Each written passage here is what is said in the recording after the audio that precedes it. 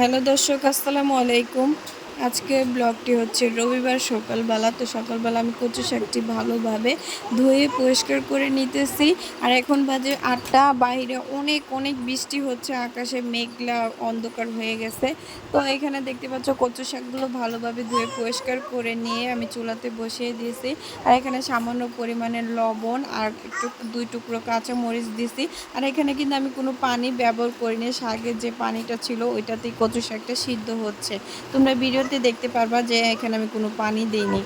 তো এখানে দেখো কচু শাকটা ভালোভাবে সিদ্ধ করে নিতেছি। দেখতে পাচ্ছ প্রায় সিদ্ধ হয়েই গেছে। আর কিছুক্ষণ আরেক পাশে আমি মাছ ধুয়ে ভালোভাবে পরিষ্কার করে নিয়েছি। দেখতে পাচ্ছ ভিডিওতে মাছটা ভালোভাবে ধুয়ে পরিষ্কার করে নিয়েছি। আর এখানে হলুদের গুঁড়ো, মরিচের গুঁড়ো, লবণ দিয়ে মাছটা ভালোভাবে মেখে নিব। মেখে নিয়ে আমি এখানে মাছটা এই কারণে মাখা হয়েছে যে আমি মাছটা ভাজবো। এখন মাছটা ভালোভাবে ভেজে নিতেছি। আর দেখো কচু শাকটাও একটু সিদ্ধ করে নিতেছি। আর এখানে যাতে গলা না চুলকায়, বা বুঝোই তো কচু শাকটা হালকা গলা চুলকায়, তাই এখানে আমি লেবুর রস চিপটে দিয়ে দিলাম নিজেকে সেফটি রাখার জন্য। আর তোমরা ইচ্ছে করলে তেঁতুলও দিতে পারো, টক জাতীয় যে কোনো একটু রস দিয়ে দিলেই হবে, তাহলে আর গলা চুলকাবে না।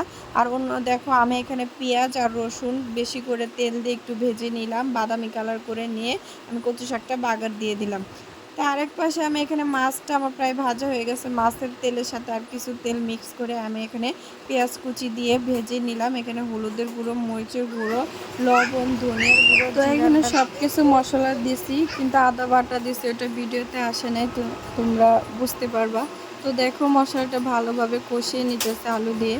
আর এখানে শাক যে বাগার দিছি সেটাও প্রায় হয়ে গেছে, দেখতে পাচ্ছ কতটা লোভনীয় দেখাচ্ছে। আর কচু শাকে একটু তেলের পরিমাণটা বেশি দিয়ে বাগার দিলে মজা হয়। আর এখানে আলুটা আবারও ভালোভাবে কষিয়ে নিতেছি। আর দেখো শাকটা কিন্তু আমার হয়ে গেছে। আর এখানে আলুগুলো ভালোভাবে কষিয়ে নেওয়ার পর এখন আমি পানি দিয়ে দিব।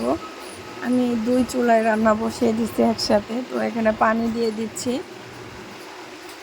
পানি দিয়ে দিচ্ছি। আর বলক চলে আসার পরে এখানে মাছ আর ধনেপাতা দিয়ে দিব, তোমরা ভিডিওতে দেখতে পারবা।